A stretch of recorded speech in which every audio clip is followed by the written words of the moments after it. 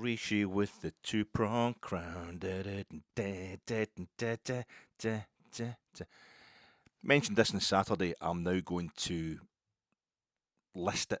I'm now going to give you it in great detail. Don't worry, this won't take me long.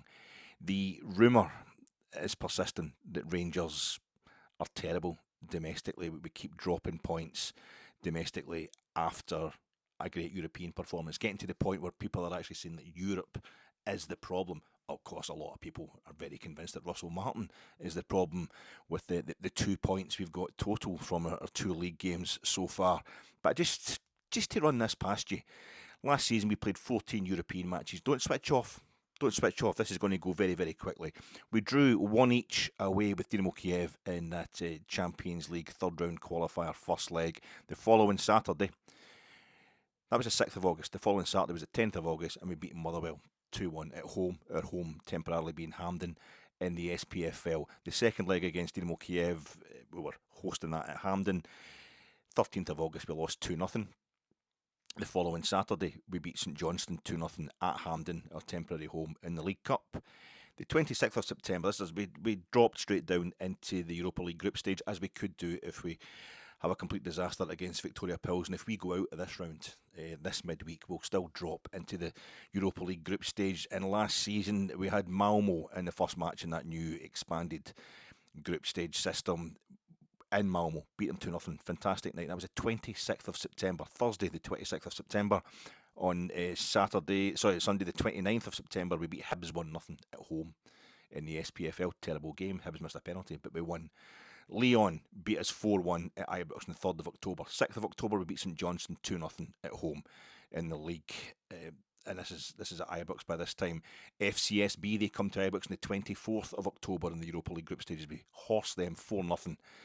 And the following Sunday, the 27th of October, we beat St Mirren 2-1. Bit of a struggle, but we beat them at home in the league. The 7th of November, we draw 1 each with Olympiacos and Piraeus.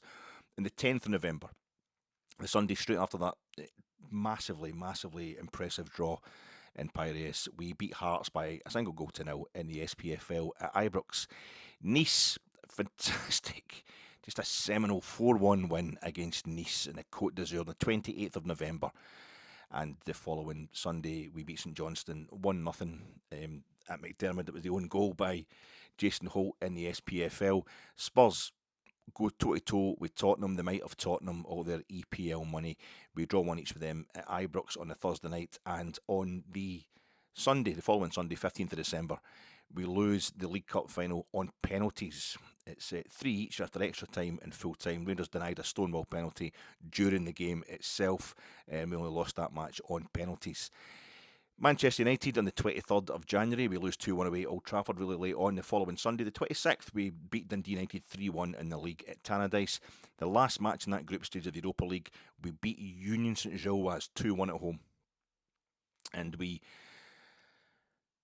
follow that up on the Sunday with a 4-0 win over Ross County. 6th of March, Fenerbahce beat them 3-1 in Istanbul under Barry. Who can forget that? We've got no game the following weekend, so it's a quick turnaround. Second leg at Ibrox, we lose 2-0, but we go through on penalties after extra time. Fantastically, massive effort, fantastically tense night. And the following Sunday, this is a Thursday night, getting into the Friday morning almost, and on the Sunday we go to Parkhead, we beat Celtic 3-2 in the league. The 10th of April, we draw 0-0 at home with Athletic Club of Bilbao. We're down to 10 men early. We end up the game. We've only got 9 men available. We managed to hold a La Liga powerhouse to a draw at home. The following Sunday, again, quick turnaround. It's only 7 days between the 2 legs. We've got Aberdeen away at Pittodrie. Connor Barron's our captain. We fielded reserve team. We still managed to equalise in the last kick of the ball. Great goal by Yanis Hadji to completely sicken both the Aberdeen fans and the Celtic fans who thought they were going to win the league that day. And the 17th, the second leg, we lose 2-0 in the second leg, of course, the quarter-final of the Europa League, and we go out.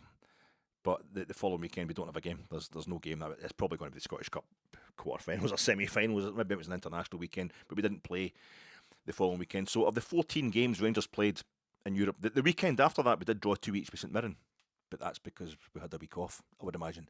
Because when we beat Union Saint-Gilloise 2-1 at Ibrox on the 30th of January, and you will remember the interview with Philippe Clement in the corner of the main stand with TNT Sport or whoever it was after the game, and he was just talking about how they were going to actually manage to have a whole week off because we'd bypassed the playoff knockout round post the group stage. We went straight into the last 16, which meant he was going to have a whole week with his players. And at the end of the first whole week he had with his players, on the training ground, no midweek game. Month of February, we lost to Queen's Park in the Scottish Cup. It's when we don't have a game that we get a truly terrible result. A truly terrible result. Usually, that was a truly terrible result in performance on Saturday there against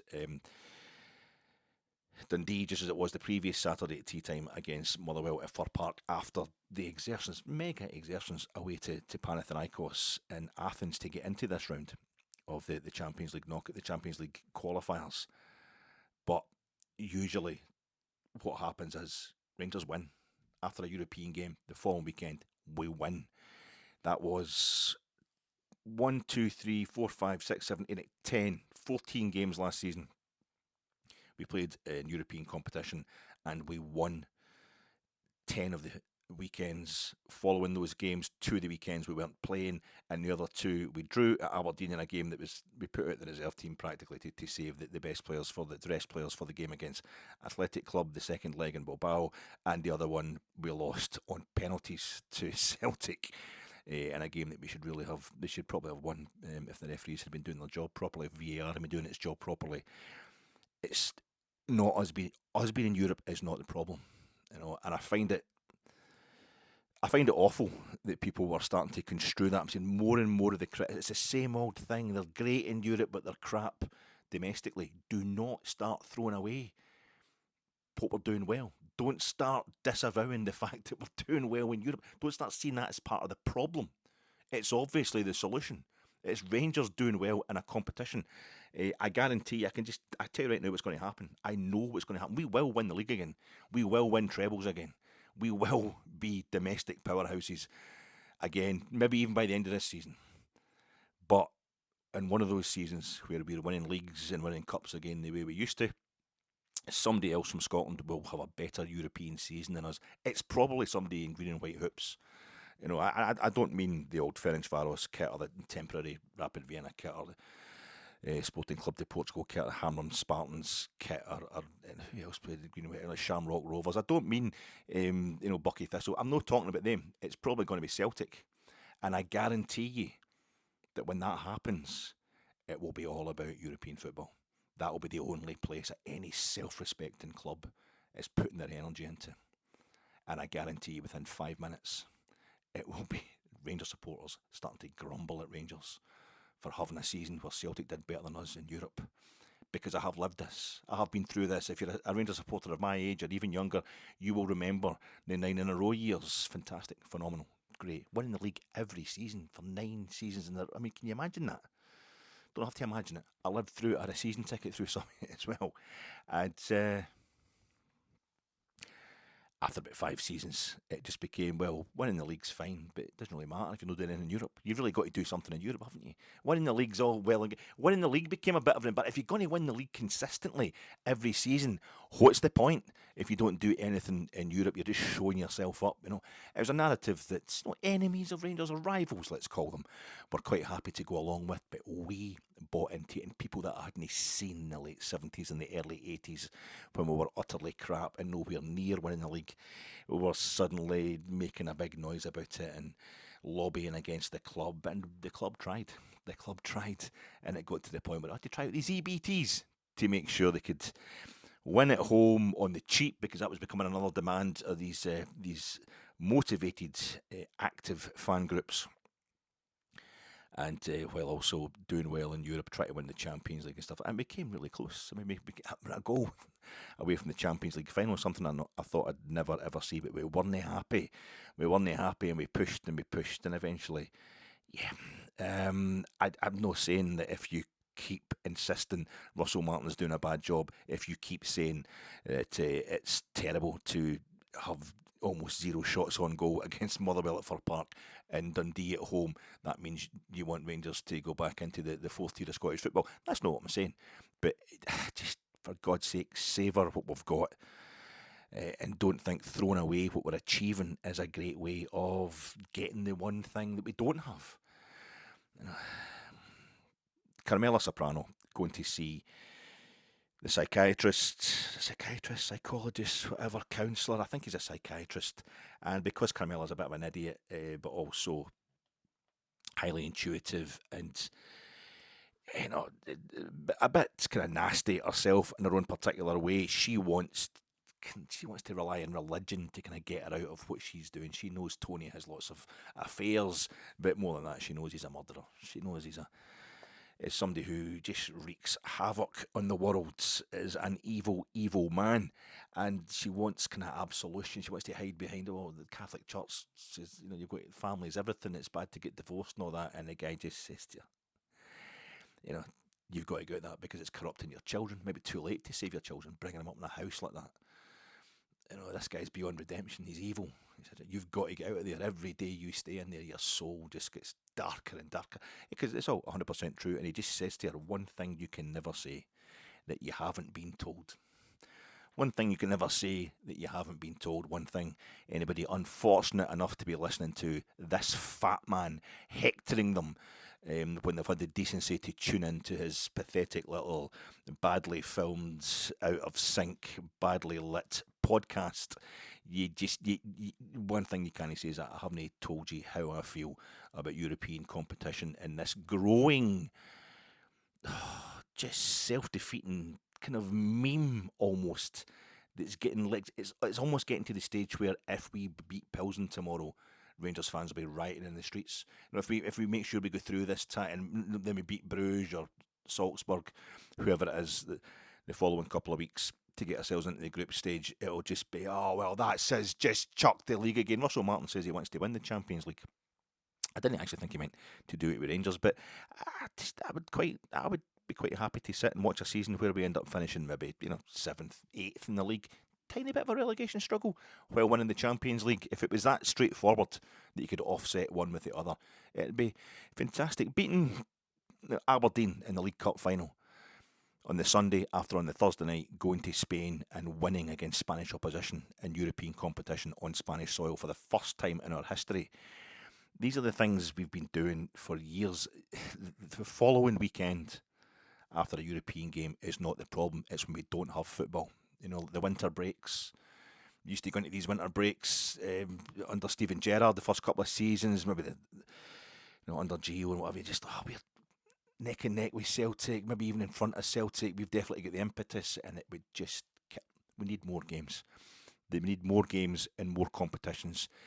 You'd never ever win anything in football by running away from football. So bring it on, folks. How you doing?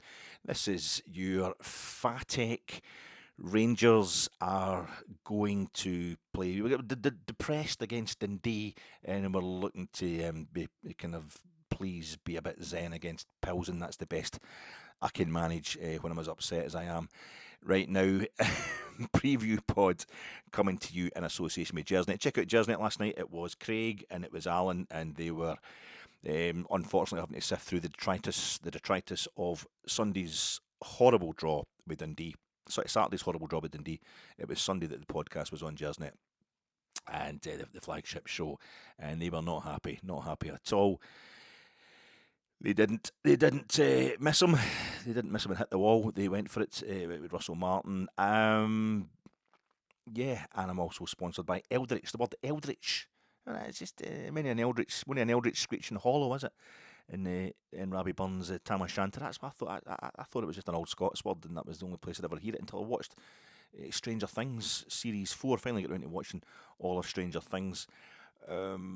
Because I think the new series is out, and it's good. It's quite nice. It's during the summer holidays, really, so it's nice to kind of disappear into that kind of lightweight horror, fantasy, kind of sci-fi type thing. You know, it's not really my cup of tea, but it was very good, very enjoyable. But I put up the subtitles because I'm old and deaf and I can't hear the Waynes are talking. Everybody's talking too fast. Why are they mumbling? So you put up the subtitles, but it also comes up with a little kind of closed captioning stuff. The subtitles, it's telling you the music. Atmospheric synth music, all that kind of stuff comes up. But it was Eldritch Screams. eldritch cries in the background when they were in, the upside down world, when the horror stuff, when there was like bats and things chasing them. Vecna's kind of army of horrible beasties were chasing them. It was eldritch, kind of screeches, eldritch screams. This is just straightforward English, eldritch. I thought it had and it's kind of summed up how we're all feeling on Saturday there. Many an eldritch screech and holler, watching Rangers being absolutely mince and totally without pace, totally moribund, totally listless against Dundee. I keep going to say Motherwell, but it's against Dundee at Ibrox, because the two games have really merged into one over the past couple of weekends. Great in Europe, mince domestically. We have got 2 points from 2 games. That's 2 points out of 6, and we have scored 2 goals in the league, and both of them have been scored by James Tavernier. Who, sums up why I love Tav, sums up why I think he is a hero, because he doesn't score that goal the other day. We don't, we get beat. We lose to Dundee, and who knows what these points might do for us. The points that we have gained, it might do towards the end of the season. He was part of the reason that we lost the goal against Motherwell last Saturday. Him and Dowell, it was the entire midfield and the strikers not doing enough to stop the onslaught, the continual barrage on the defence the previous Saturday. But James Tavernier scored our only 2 goals in the league, both from set pieces so far this season, and I think this is the new manager's tactic. This is Russell Martin's tactic. Wake up, Grandpa. This is modern football. I mean, if you don't understand that what we're going to do, it's going to be like a direct free kick. We know Tav can score direct free kicks. His first goal for Rangers was a direct free kick at Easter Road, wasn't it, in the Challenge Cup 10 years ago. We saw him scoring from a corner, a header last Saturday. He scored for the penalty. Scored plenty of penalties for us. He scored another one on Saturday there. So I think he's got an indirect free kick. Does he get in the end of the indirect free kick, I think? Or does he take... No, I guess in the end of the indirect free kick with a header or a volley, whatever. He'll do that against Alloa, perhaps. And then the following weekend against St Mirren. It looks like we're going to play that game against St Mirren. I can see Tav as a throw in a set piece. I don't know, what are the set pieces? We've got taking centre. Is that a set piece? You can volley one. You can go forward with the ball now from the. You don't have to pass the ball back. You can go forward from kick-off. Somebody's going to volley that thing long distance right into the top corner. In that against Celtic, that'll be the following game. I think we'll get Livingston at some point next month, maybe domestically or whoever we get in the League Cup quarter final. He could end up, I think, scoring from a shy. Maybe somebody shies it in the header. What else he got? Corner shies. A drop ball. Does a drop ball count as a set piece? Maybe a by kick. Take the by kick off Jack Butland and put it right into the top bin. This is the way we're playing. This is the blueprint. I can see it all coming to fruition. You always wanted. We grew up, guys like me, we watching football in the 90s. We were in our 20s and the 90s, and it was like the proper big clubs were starting to get, I think, having a European squad and a domestic squad. Milan and all that. Basically, Bayern Munich could interchange squad. They would have a completely different squad for domestic games and another one for European games, so they could go both the major trophies with. So we've got that now. We've just got the squad we've got for Europe, and then James Tavernier just plays against everybody domestically. It's the modern way, Grandpa. As I say, wake up. If you don't understand what the tactics are here, then you probably don't even know what a DVD is. You probably don't got a fax machine or anything like that. You probably don't even know what it is to print off a document at home. Yeah, it's so behind the times. But yep, my name is Alec Anderson, and I usually do a wee song at this bit, but I think my laptop's gone off because I had the words say, now here you go again, you say you want your freedom. Well, who am I to keep you down? It's only right that you should play the way you feel it, but listen carefully to the sound of your loneliness, like a heartbeat drives you mad, in the stillness of remembering what you had and what you lost. I can look away at this bit. And what you had and what you lost. It's quite easy to remember the lyrics. Thunder only happens when it's raining. Players only love you when they're playing. Women, they will come and they will go. When the rain washes you clean, you know. Oh, you'll know, Kieron Dowell. My name's Alec Anderson, and I'm coming to you much less than 24 hours before Rangers play the second leg of their Champions League third qualifying round, second leg. The second leg, I just mentioned that, against Victoria Plzen. We're 3-0 up from the first leg, and people are predicting disaster. They're predicting they could throw it away. You just don't know what's happening to Rangers these days. It's so variable. But it isn't really, is it? It isn't really. We're very good in Europe, getting cracking results in Europe. And the 3 games we've played there, and getting dismal results domestically. In fact, it's one each. It's just one each. That's what we get domestically. We got one of them in Athens as well, and that was absolutely fine. That saw us through into this round of Europe. But it's very up, it's very down, but almost in a kind of it's like a pattern, almost by design. It seems it's so kind of regimented almost. I love the media room. I love the tenor and the tone in the media room when I watched the post match press conference on Saturday from Russell Martin. I think everybody could hear them trying to get on the right side of history, trying to be a bit more bitey, a bit more snappy with their questions to this guy who could be on the way out. And this could be him about to get sacked. We don't like him. We need to get likes. We need to get views, and of course, anger sells. Anger sells when Rangers have had a bad result. So it was quite interesting to hear it turning. But Russell Martin, he handled it very well, and he took it on himself. Last week. He lashed out at the players, and I thought that's brilliant. That's the great way to do it.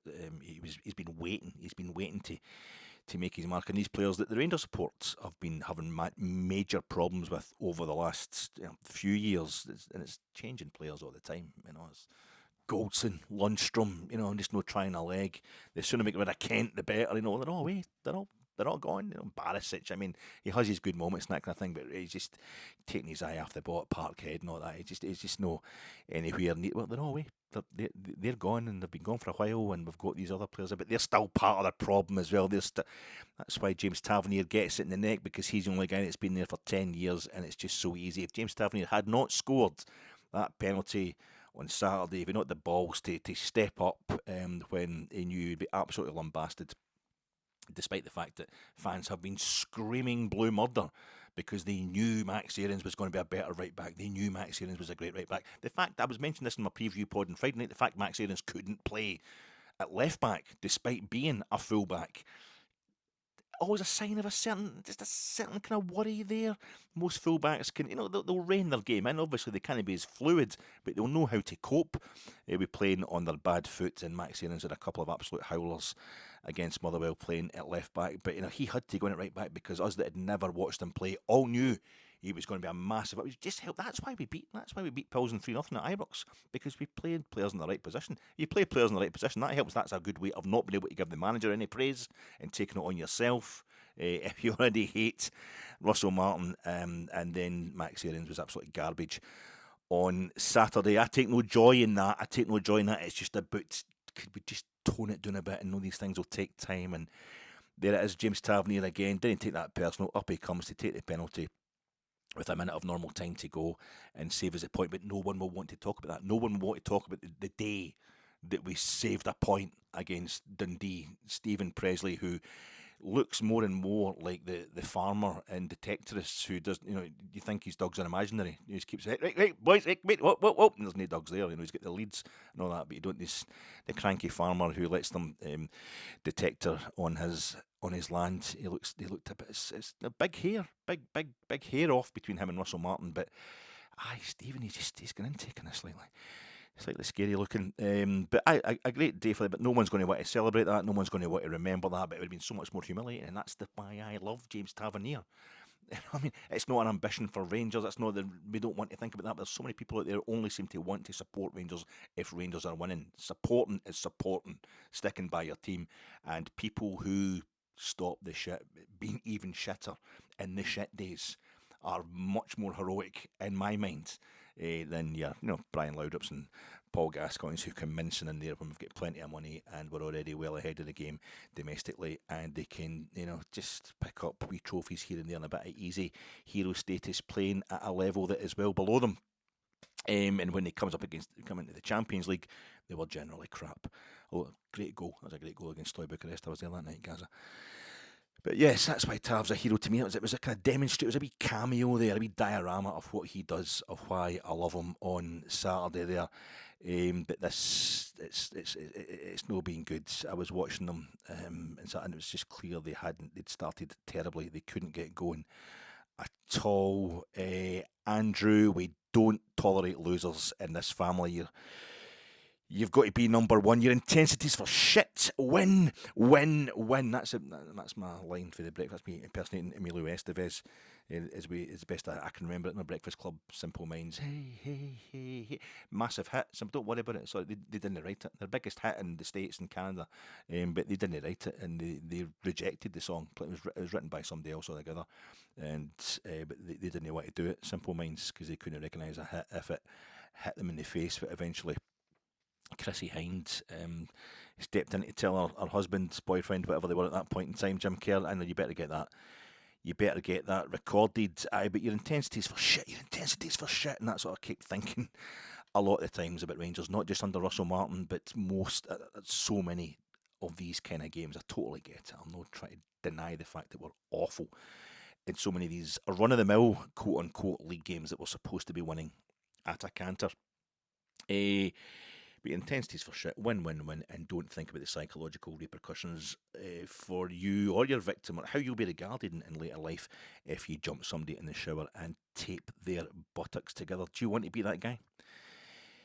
When we start winning again, and we will, you'll forget about me. You won't forget about me. Don't forget about me. But we start winning again. You don't want to be the guy that everybody hates and everybody remembers. He was the guy who's running up and down the corridor, wanted to tape everybody's buttocks together because Rangers were having a bit of a struggle in their first two league games of the season. You'll save 40 quid. I would say 40 I'd say they'd probably go 40 quid, maybe 42 quid, 43 quid. Was it 33 quid for the first leg against Plzen? It was 22 quid for the Arloa game. I think it's probably going to go 40 quid if we get through against Bruges. And then, God, what's it going to be for the 4 Champions League games if we're actually going to that? £250 or something.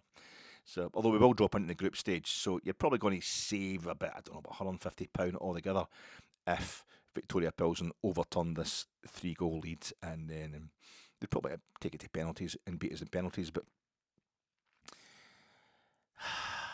it was awful. I'm stuck between, for the second time, both games against Victoria Plzen. You know, and I love my European football, as you know, if you've been unfortunate enough to watch any of these pods before. I love my European football. I love my European club competition.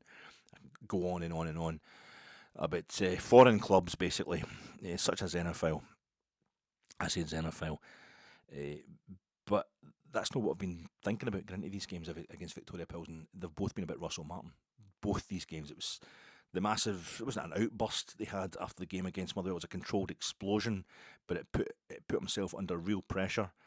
Where the player's going to react to what he said, and they seemed to do that against Victoria Plzen. And I came out that game kind of realising that in the front of my brain, obviously, it's like, yeah, it's a European match, but I hadn't really felt it in my soul.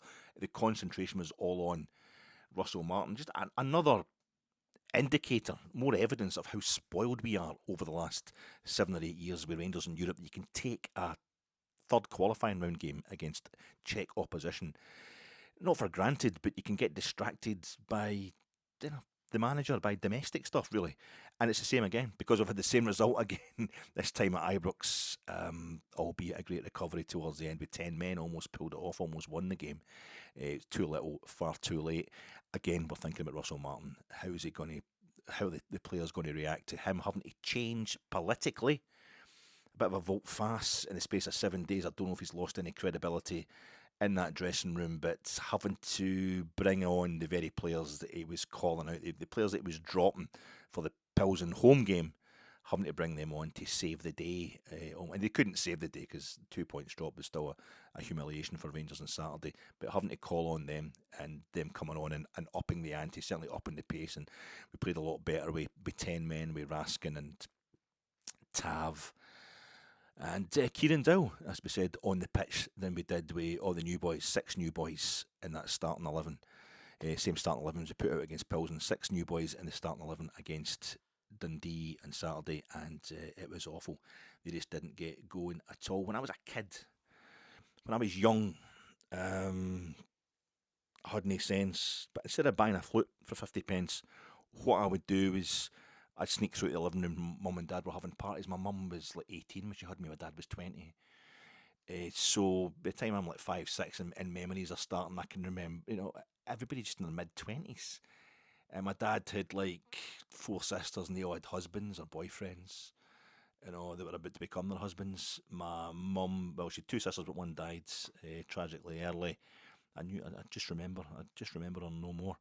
She died in the 70s, but she younger sister and an older brother, and they both had their spouses and that. So, and there was all the neighbours and then all their pals and all that, because to them it was still. I mean, Mum and Dad met in the late 60s.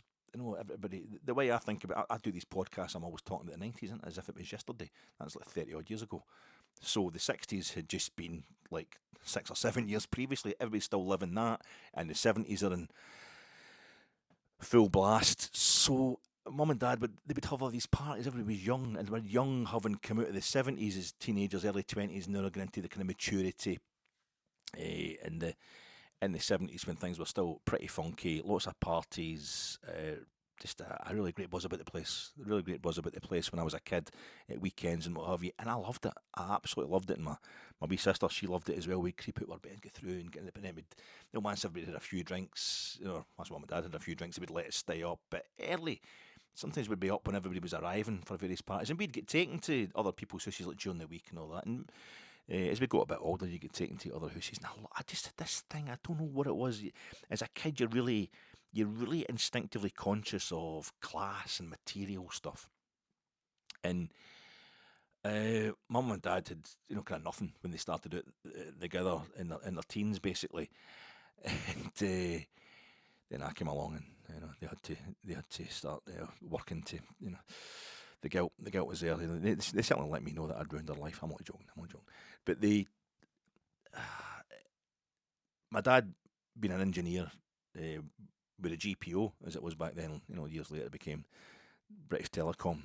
But it was that kind of perfect combination of blue collar stuff, and also a lot of the boys that he knew, the engineers, that they were the kind of, IT guys of their day. They could be quite nerdy as well. So I'd be sitting talking to all these guys and all that, and half of them would be stealing my annuals, my comics and stuff like that. We'd be talking, I'd had my wee soldiers and that. They'd be, all right, that's see that gun there, that's this and that and the other, and be telling you all sorts of stuff, and it'd be great fun, a great vibe. But I remember, it's weird, it's a Proustian thing. It comes back to you in later life. I'll hear something in tonight on Pointless, because I'm an old man now, and I'll watch Pointless at tea time, and Rangers have got 2 points.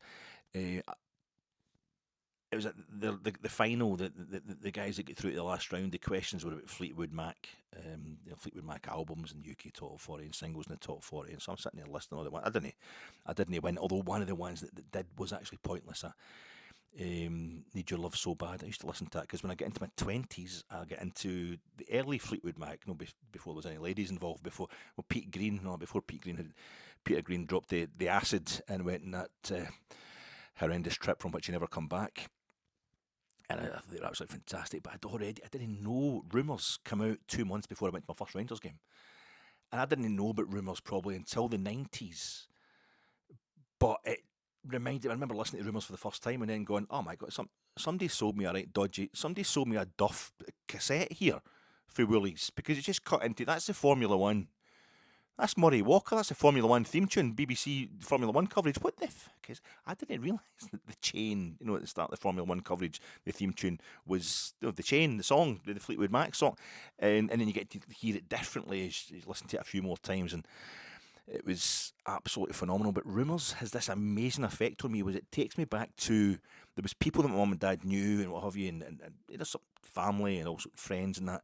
We'd go to their house and they'd bring a bit of it in with them when they came to our house for parties.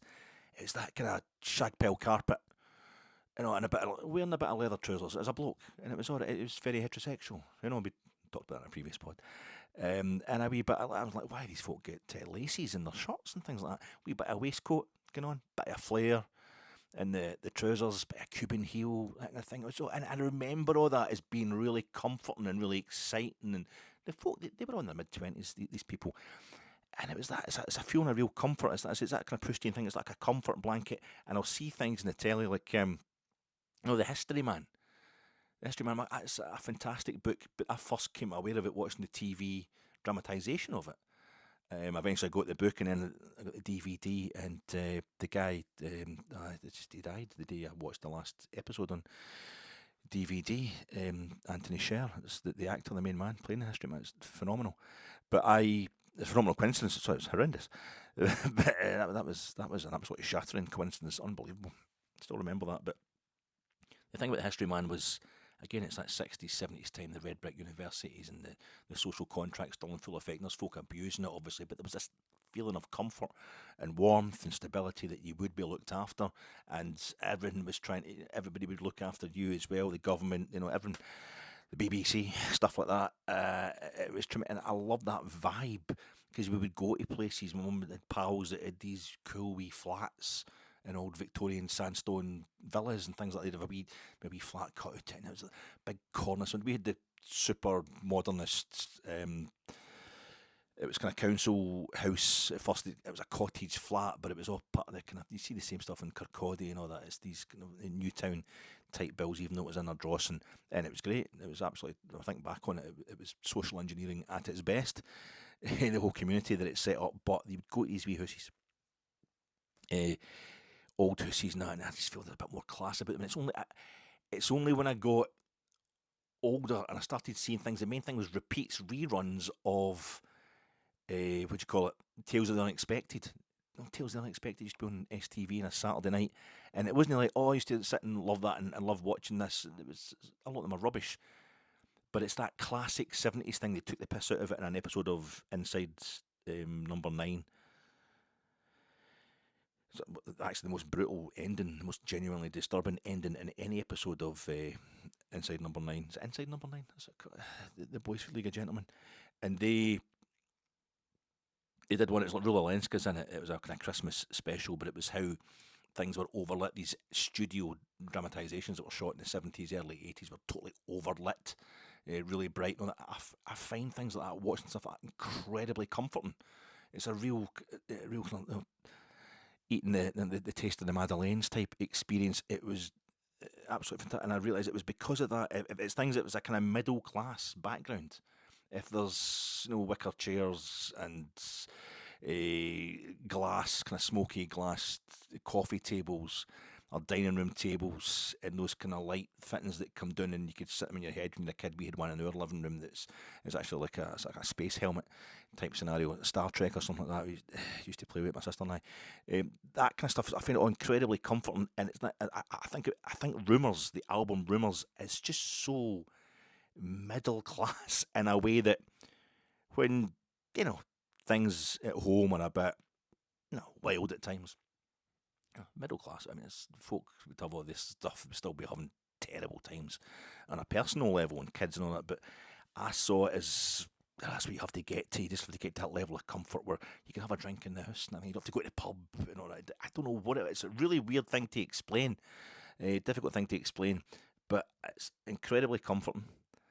And Rumours, Fleetwood Mac, is right in the middle of it. Now, I love my ska, I love my punk, I love R&B, all the kind of musical styles growing up. I don't have any particular bias towards one or the other. I was heavily into the Jam and then U2 and Joy Division, like everybody else, all that kind of stuff. But just every time I hear Fleetwood Mac, I hear Rumours, it's just so smooth.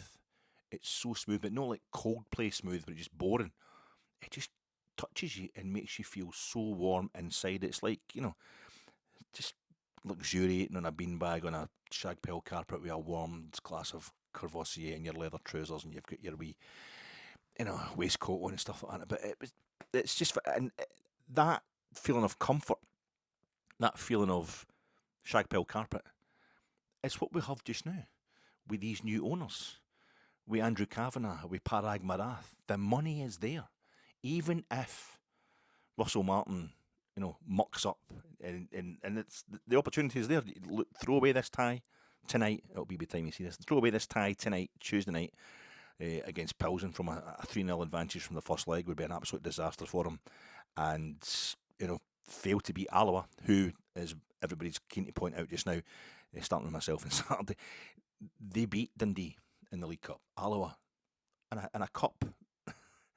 And a cup format are better than Dundee, and it's a cup format that we've got them for the third straight Saturday tea time kickoff at Ibrox. This Saturday, we're not doing well on these tea time kickoffs. We haven't won a domestic game yet.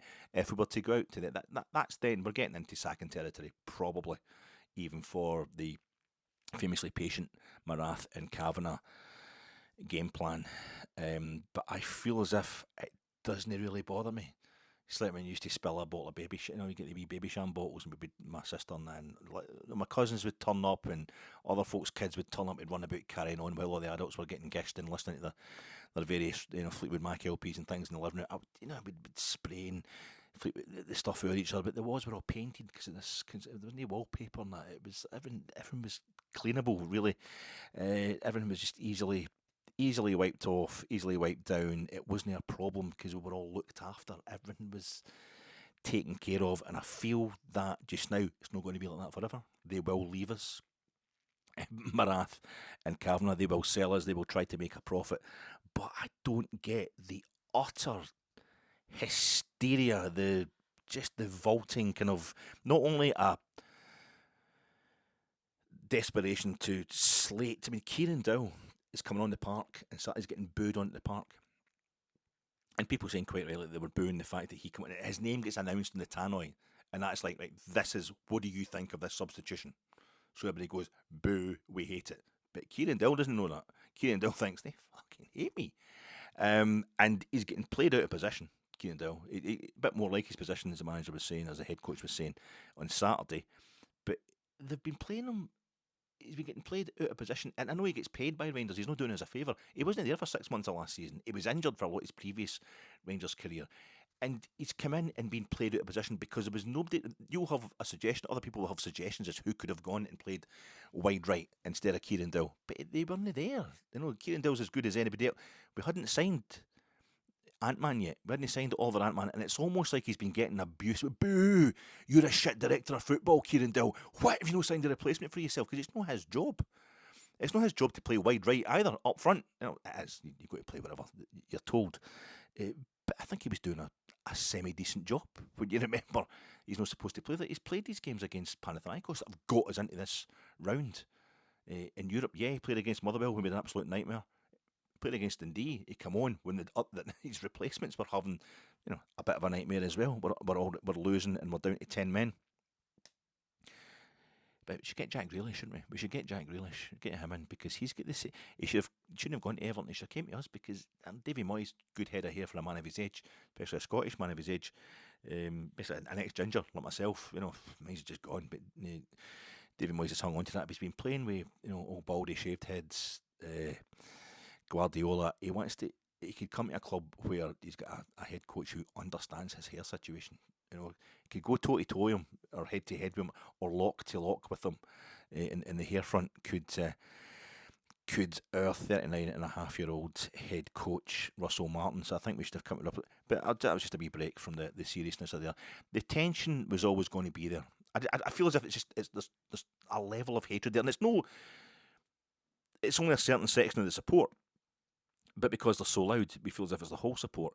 I think when Rangers scored the offside goal, and it was offside, James Tavernier, Cyril Dessers, I'm getting my kind of boo boys mixed up. I'm getting my scapegoats mixed up. When Cyril Dessers was like a yard, probably half a yard, maybe offside, we thought we'd scored the winner. And I think that kind of summed up for me, on a personal level, the different kinds of Rangers supporters you get. There was ones who weren't there. There was ones who had just left, had gone. So I suddenly had 3 empty seats to my left-hand side. They'd gone when we were getting beat 1-0 with 10 men. They'd been away for quite a wee while. And then when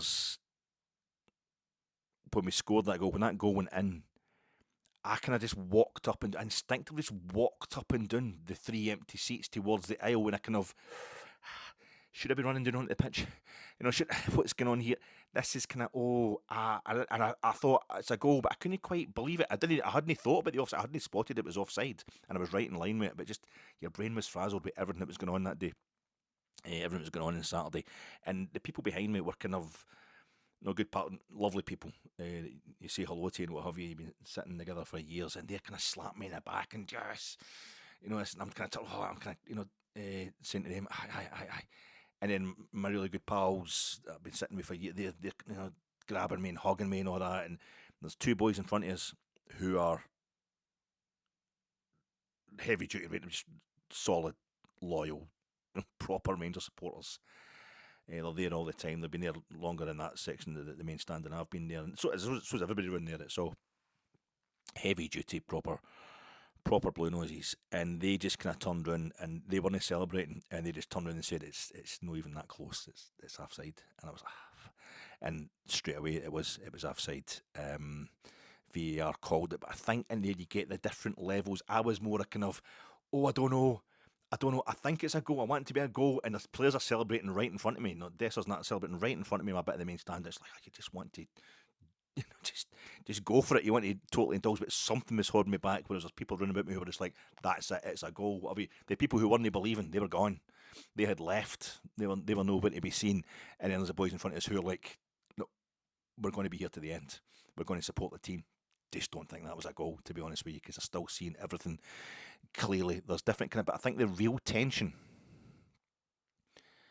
is between half our support thinks the target this season is to win the league, and some fans are screaming about how horrendous we've been for years, while simultaneously screaming about the fact they want us to win every game now, straight away, as if there isn't a problem that's been there for years that's going to need something to overcome it. The tension was always going to be a tension with Russell Martin, because everything we know and we've heard about Russell Martin has told us that he starts slowly at a new club. The three clubs he's managed before Rangers. Possession football. He wants possession football, but it looks like it's possession for possession's sake. We see the Hills on Saturday about Suter and Giga's passing stats together. There are like 100 passes between them, passing back to each other, and that's the epitome, as far as a lot of Rangers supporters are concerned, of possession for possession's sake, but it's got to start somewhere. The only question would be, how long does he get at Rangers? How long is it going to be before people start getting, Southampton, Swansea, their supporters were kind of bored to tears by his football when he was first there, but they told us, these supporters on podcasts, etc., during the summer, that it does eventually get really entertaining and really effective if you've got that patience. How long was he going to get at Rangers, though? Famously impatient support, and the answer so far is no time at all. No time. He's going to get no time. Even when he did win, even when we beat Panathinaikos at home and then beat them on aggregate in a massive game, which everybody had said Panathinaikos should win. We were going to be lucky to get through that tie. No, Panathinaikos were all raging because their strikers weren't good enough. We're all raging that we'd given away so many chances. There's no cognizance whatsoever of the fact that this is a brand new manager, a brand new head coach, brand new owners, brand new players, needing so many new signings. It was just, let's scream at Kieron Dowell because he's not a guy that we're trying to sign right now. Let's scream at Rangers because we didn't go through in a style that we wanted to. I see the first half of both Ibrox pre-season friendlies has now been held up as, kind of fuel to add to the fire at which we're going to burn Russell Martin at the stake, and flame grilled McCoy's stake, I'm hoping. But it's just horrifically disingenuous when he clearly started both those games and played the first half of the game against Bruges, the friendly against Bruges at Ibrox, and an hour of the friendly against Middlesbrough, with his reserve team, with his second choices, with his fringe players, give them a chance to prove themselves.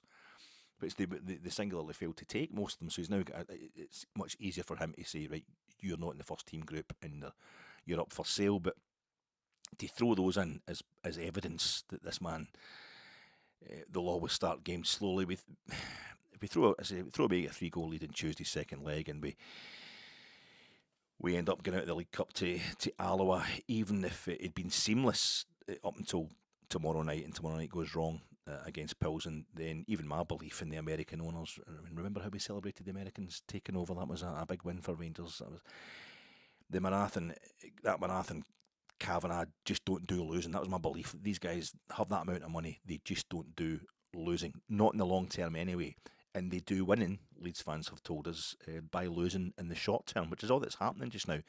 But now I hear that that being doubted to the Stars and Stripes and MAGA Hat Pish are also, they're going a bit half-mast, because maybe these owners are only here to sell on our players, make money on the back of our players. That's all they're here for, to trade players. And just, it's like accusing these guys of being like Jake LaMotta in Raging Bull, where he chips the diamonds out of the championship belt and he gets told by the pawnbroker the diamonds aren't actually worth much on their own. If you just kept them in the championship belt, that'd been worth a lot more. It's like stealing the hubcaps, you know, the rims off your own motor before you sell it to try and make it.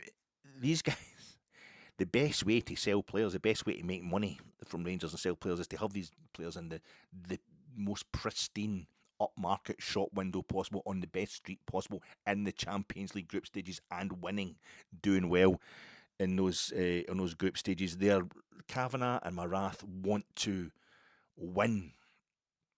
They want to sell Rangers on, but they want to sell the whole package: expanded stadium, you know, Champions League regulars, winning lots of titles. They're also doing a bit of, I think they're doing their own little bit of sports washing as well. When I hear how much they're talking about how they're pulling the pints down at Ellen Road and mixing with the fans and loving what they've done, you know, especially Kavanagh, he's the industry he's in, where he's made his money. He's probably got a bit of serious guilt going on there, but they want to do the whole thing. They want to do it properly. These guys are like, you know, gazillionaires. They don't mess around. They don't tend to lose. So the idea that they're just, of course, they're here to sell players, sell Ibrox. They're going to profit on everything, but they're going to do that in the best possible way, and that'll work out as being the way we want it done as well. They're just all about winning. Kavanagh and Marath. Win. Your intensity's for shit, Andrew Kavanagh. I mean, Jim Kerr of the kind of Simpleton Minds initially reneged on Don't You Forget About Me, because having watched the film, they made him watch the film. Watch the film and see what you think. And he's like, I don't give a shit about American college kids. I don't give a shit about American school kids. Nice Jim, when you think about college shootings and what have you. But when they grow up into the owners of the football team you hate the most, Jim, then maybe you will give a shit about them. Andrew and Parag are no longer teenage American kids. They are here to get you. They recognise and spot a smash hit tune when they see it. They haven't forgot about you or your little club crest on the drum kit. Don't you forget about me, for wanting everyone at Rangers to not be too caught up in the domestic revenge thing, to the point where I don't want everybody to be caught up in this domestic stuff at Rangers, to the point where we ignore the way to single-handedly just not even beat everybody in Scotland, just to forget all about everybody in Scotland, to eradicate. That's massive European achievement, getting to European finals. You know, getting to the Champions League group stages sometimes, just achieving in European football the way we have achieved in European football for the last 8 years or so is the best way, for me anyway, to forget. I don't even care about the rest of Scotland. They're not in my thoughts half the time. It's just, that's the thing that everybody hates the most, when you show them that there is life beyond. Never mind winning the league, just go beyond that league. Go beyond the Scottish League. We've got to keep doing this. What I'm most worried about is our inability to create chances in domestic games. We've had two strikers with 10 men in the park on Saturday, and two of them were strikers. Danilo and Dessers playing together did combine for the offside goal quite well, with Raskin dominating play as well. That was better than when we started with one striker and we had 11 men on the park. But I read this Julian Barnes novel. I read Talking It Over. Right? I read Talking It Over. That was the first Julian Barnes novel I read. And then I saw that there was a kind of follow-up type scenario, Love, etc. You know, you see that they're both, you know, it's the same characters, same format. One's a follow-up, and you see the shoes there, the shoes on the cover. You know, the kind of spat and the red women's shoe. That's Oliver's shoes, the spat, and the red shoe signifies Gillian, and the square, the slip-on businessman shoe. That's Stuart. That's three main characters in the thing, and you see the same shoes, but just in a different way on the other book.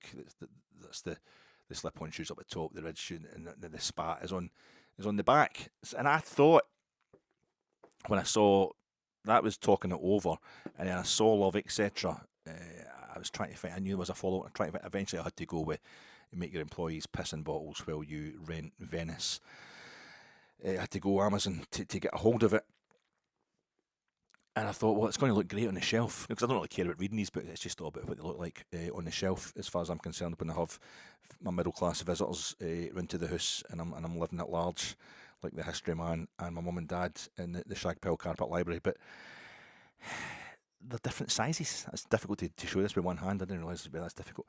They're different sizes. The books they don't even match up. That's and it's not the same.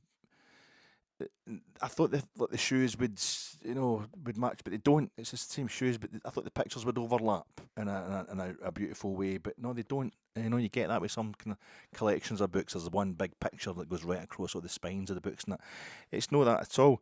In Vintage Press, they printed the first one. They published the first one, and it's somebody else altogether. It's not even an imprint of Vintage that did the second one. So I don't. It didn't work out at all. They don't match up. They don't. It's a bit. I still read the two books, and I still really enjoyed the two books, and they're still the same theme. And folk will go, "You've still got two Julian Barnes books there. It's the same colours, isn't it? It's the same colours. Just like Rangers don't do so well. We just beat Hibs by 1 goal to nothing after the big European game last season. Hibs missed a penalty. We were terrible. We only beat St Johnstone with an own goal by Jason Holt after we'd had a big match in Europe before that. But we still won. The main thing is we won, and both weren't going together as smoothly as we'd like. But when both go together super smoothly, then you're in the realms of the greatest Rangers team of all time, if not some of the greatest teams of all time. I don't care. I don't care if we struggle a bit after big European games, as long as it gets better, as long as things don't get any worse. But it's still a massive test for Russell Martin. He was very good and very worrying at the same time in today's pre-match press conference, which I just saw this evening, this being Monday evening. Focus on the processes, not the outcome. The outcomes will take care of themselves if we just keep focusing on the processes. This is, as I say, this is wax on, wax off, paint the fence type stuff from the Karate Kid. Don't worry about punching folk in the face. Just make sure you get your arms ready to know how to punch them in the face, and that's the stage we're at just now. He's also saying that we can't take our feet off the gas. There's going to be total intensity all the time. So I don't know how he's going to. But that was something. It's a learning process. He's basically saying he went with an opposite reaction to the previous week against Motherwell, the aftermath of that terrible draw. This week it was, well, they're just learning. Every game's part of the learning curve. He's very calm. He came up against a different problem. He said this is why it was kind of worrying and reassuring style from Russell Martin. He's not in any way phased by our media, but at the same time, we come up against a different problem. Different. It's a different problem when they played against Dundee. A different problem to Plzen. Obviously, a different problem to Panathinaikos. They played in a different way to Motherwell as well, so it was a different problem. But as we've all been saying, as everybody has been worrying out loud since Saturday, did he not watch the tapes? He keeps talking about how he watched all their games from last season before he took over at Ibrox, so he should know that isn't a different problem for Rangers domestically. It's been something he was ready for, but I think he's trying to make the point that it's okay to say, we know what to expect, we know what's going to happen, but it's a different thing to get it in the muscle memory, the players to actually come up against it. 6 new players in the team, 6 players from this season that have signed on this summer in the team on Saturday, even counting Lyle Cameron there, who's signed a pre-season contract and usually was part of the problem. He was usually the guy doing that to us when he was playing for Dundee. The slow tempo start was a really easy fix, according to the manager, according to the head coach. Unbeaten in 5 games, he threw that in there, but you have to learn from every game. I thought, you don't want to start talking about the unbeaten stuff this early, because those 2 draws domestically are defeats. The mentality is good. When we went down, the mentality in Saturday was good when we went down to 10 men, so he's kind of playing that up as well. Key fundamentals. We had to learn the key fundamentals versus a team that sits in lower and defends deeper. We need to disrupt them and score early. Scoring early completely breaks up that style of play that Dundee were employing the other day by sitting deep, which they did for about 25 minutes. Then they came at us, and that ruffled us up. And then they came at us again for about 5 minutes in the second half, and that was enough to take the lead against us. Again, it's talking about it as if it's a brand new thing, as if it's something he wasn't expecting. But I don't know. I'll give him a break just now because I say it's the first time he's actually played against it, which is different to just knowing about it and watching videos of it. But he's not doing it differently to previous managers and the manager before that. The previous manager and the manager before that, he's not doing anything different to them. And I thought, what, WTAF, what does he mean there? I think he's talking about Barry Ferguson and then Philip Clement. He's not doing anything different to what they did. Well, we need you to do different because they get sacked. One gets sacked, the other one didn't get kept on. You kind of need to do it different to the. It seemed to sound, maybe I misheard that, but it sounded like he was trying to defend himself. And that wasn't good. I think it's all about no kind of over emotion for Russell Martin. Not even, it's not even the end of August. He's saying the league position just now and what's happening with Njiga's being suspended, of course, for the next league game, whoever that happens to be against, that won't alter whether or not we choose to play against St Mirren away, like just under 2 weeks' time, which he seems to want to do. He wants to play that game anyway. Just now, doesn't want to use the option to postpone that game because if we beat Plzen. Maybe he's just saying that because he doesn't want to. If he mentions that they will postpone the game and then we go out to Plzen in this game tonight, it would look extra embarrassing. But I don't know. But he was very much like that. And I get it because I say people are getting kind of hysterical about stuff just now. There's a lot of what ifs. I mean, if we lose to Celtic at Ibrox, because they'll rip us apart playing like that, and Giga's, if we don't play against St Mirren, that'll mean Giga's suspended for that game. So who are we going to put in there? Well, we're trying to sign another centre half at this very moment in time. What's going to happen if like Vecna manages to, if Max dies and then Vecna or Henry are number one, that means that he can unleash hell upon the whole world, starting in Hawkins and then spreading to the whole of. He's going to turn the upside down into the real world. It's like a plane could land on the pitch and it could land on top of Nico Raskin. It's getting out of hand. We've just got to deal with what's happening just now. Let's get through this tie against Plzen, see how we deal with an even worse, technically, an even worse domestic opponent in Alloa, get our first domestic win under our belt, get a few more signings in, a few more players back from injury, and then we can start properly panicking. But we didn't expect everyone to be 9 out of 10 or 10 out of 10 this early in the process. He's talking about the players there, and he then said we'd still be coming to the end of pre-season if we were down the road, meaning England. Well, we aren't down the road. That was worrying. I felt that a bit worrying. It's like, why aren't you the Championship, Rangers? Why aren't you the AFL Championship, SPFL Premiership? It was a kind of queer one, that. And then he got it about Nico Raskin versus Rothwell. He kind of took the piss a slightly wrong step. The questioner who was setting up this scenario, where are you going to start? It's basically Raskin versus Rothwell. You brought in Nico Raskin on Saturday, and he played much better than Rothwell did. And yet, obviously, you dropped Nico Raskin because of his attitude. So he's trying to set up this thing. It's Raskin can only play 6, and Rothwell is the only guy in his way, and Rothwell started a game who were terrible, and Raskin ended it and made more tackles than anybody else in the short time he was on the pitch, having come on as a substitute. So that proves that you were wrong. Politically, it's going to go all wrong for you. And this is one of these kind of, I don't know who it was. I think I only recognised Joshua Barry, so it's somebody asking questions in this press conference, so I can't give the attribution, but it was one of those questions that's set up. It's a kind of, a tree, set as one of these trees that stops us seeing the woods fires that the media or fan media or mainstream media often put to the manager, try to kind of set ourselves on fire with the wood for the main stand almost. Try to create problems that aren't really there or could be there, try to exacerbate the situation. But he played it down really well and said, well, they both have played in the same team. Raskin has been slightly distracted. He implied that Raskin had been slightly distracted by the number of people probably talking to his agent. There's no offers received by the club for him.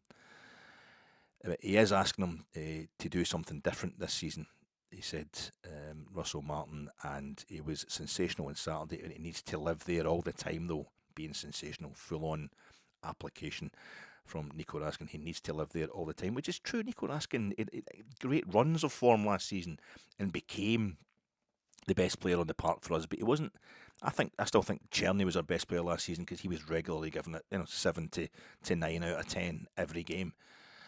Every game that he played, on average anyway. But We don't have to sell anyone. That was a great thing that Martin said today, because he admitted that a lot of signing talk that was going to Raskin's agent, a lot of people, trying to get in Raskin's ear about moving to their club without making an official offer to Rangers, an official approach to Rangers. That may be something that's distracting Nico Raskin and stopping him playing the role that Russell Martin wants him to play, stopping him playing that role perfectly. But that just opened up, questions about, so have you had offers for Nico Raskin? Is he going to be away before the end of August, basically? And he said, "This we don't have to sell anyone. This is the shag pile carpet. This is the rumours. We don't have to sell anybody. We don't have to sell anybody. Everyone's going to be fine. It's going to be okay, whether under Russell Martin or not. We've got proper money now. We've got proper stability. If Russell Martin can't do the job, he will be let go, and we will have a few other replacements in line already." The team, I don't really know. Just guessing. I'd just be guessing. He's gone massively swung his attitude to both of these setbacks in the league, 2 Saturdays in the trot. Gutting out the players, putting the lack of effort, throwing that at the players last Saturday after Fir Park, and then this Saturday it was, well, this is probably on me. I maybe haven't set them up tactically correctly. I maybe haven't got communicated enough to them that they have to get ripped in from the word go. The players are still trying to settle in, blah, blah, blah. And it's really winding it back. But he maybe has a bit of a political problem when a lot of the players that he dropped last week, was it 5 substitutions he's made? He's taken off Max Aarons, Lyle Cameron, who isn't a Russell Martin signing, but he's a new player. And who else did he take off? It's one of the new players that came off. Obviously, Giga went off as a substitute. It wasn't. Dowell comes on. Danilo come on. Tav come on. Raskin come on. So we had basically the players that come on. Hefty come off as well, but he's obviously a player that's been there for a while. But I think it was 3 new players come off the park. Rothwell comes off, and he brings on players that have been there before Russell Martin's time. So it seems like he's had to backtrack on his gutting out of the players who weren't trying hard enough, because and I say contextualising that as part of a problem that's been here before his time. So to dial back on that, I think. And it might look, I don't know how that's going to work politically in the dressing room, if that's just losing him respect amongst the players, or it's calming a few problems down, because he's very good, Russell Martin, at never getting too emotional. I don't like using the word dropped. He wasn't saying that he dropped these players like Tav and Nico Raskin. The first leg against Plzen, after that, gone so well for him, he didn't use that as an opportunity to put the boot into these guys. It was a case of, well, we're going to need them all. We're going to need everybody over the course of a season. So I have no idea whatsoever what kind of team he's going to put out against Plzen. It's just going to be really interesting. Right now, I'm just really worried there's no TV coverage. I don't know how I'm going to watch the thing. But the players I do know won't be playing are Mikey Moore, who's just signed a new long-term contract with Spurs when he hasn't even played for Rangers yet, who he's on loan at. It's quite weird, but now that's him turned, I think it was 18 today. Happy birthday to him.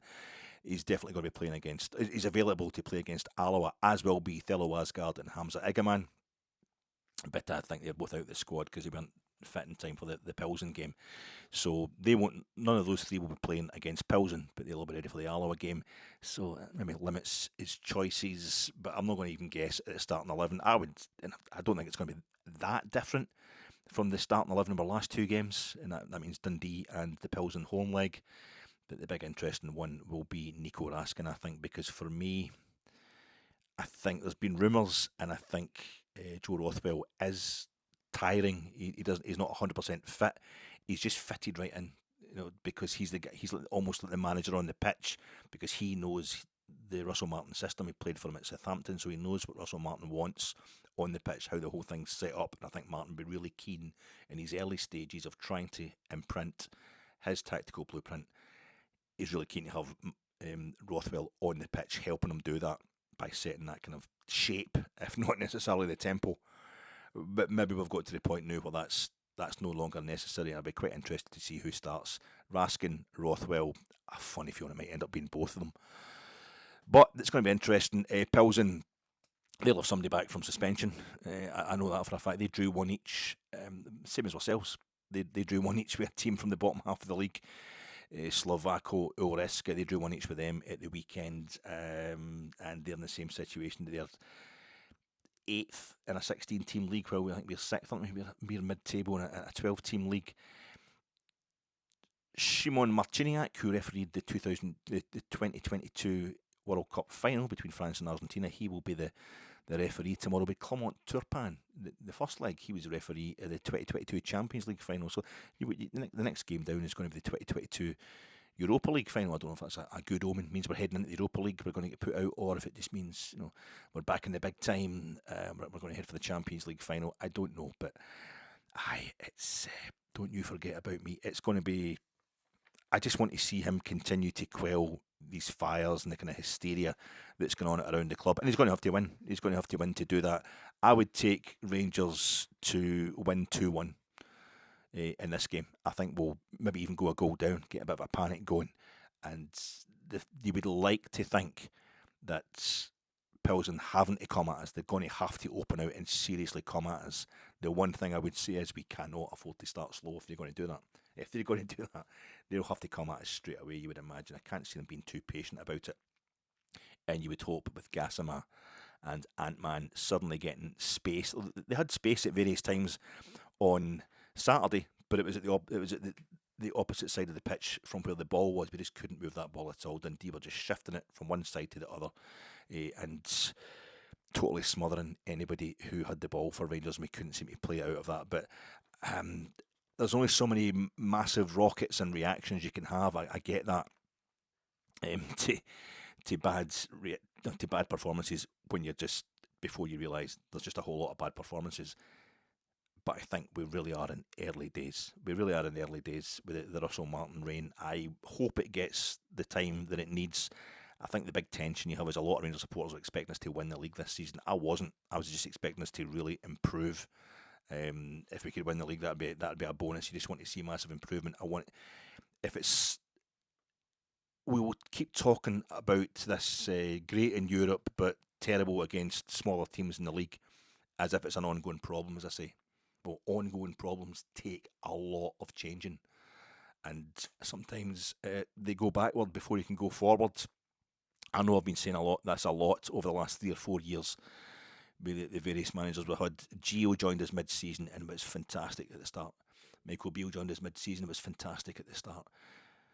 Philip Clement joined us mid-season and was fantastic at the start of his reign, but they all kind of petered out slowly. I don't think Rangers dropping points, playing badly, is ever a long-term solution to anything, but it almost feels more realistic. If you got this thing of this new manager bounce, whatever, that's just why we wanted to have a temporary manager, caretaker manager at the end of a season when we've had to yet again sack a manager mid-season, because you want to get the complete fresh start. And that's what we're on, and it takes a bit of time to get going, and hopefully we can stabilise things in this match against Plzen. Anything other than going through would be a disaster, but just stabilise it and get ourselves through without much of a panic, and then we can look forward to again trying to get ourselves up and going in the domestic front on Saturday against Alloa. Enjoy the game, folks. I'm sorry for rabbiting on so much, but it just keeps being tense times, doesn't it? It's all very heady stuff all the time, and we're just looking for a little bit things to kind of stabilise, and we can just enjoy nice, easy life for Rangers supporters, which is winning everything all the time, the way it should be.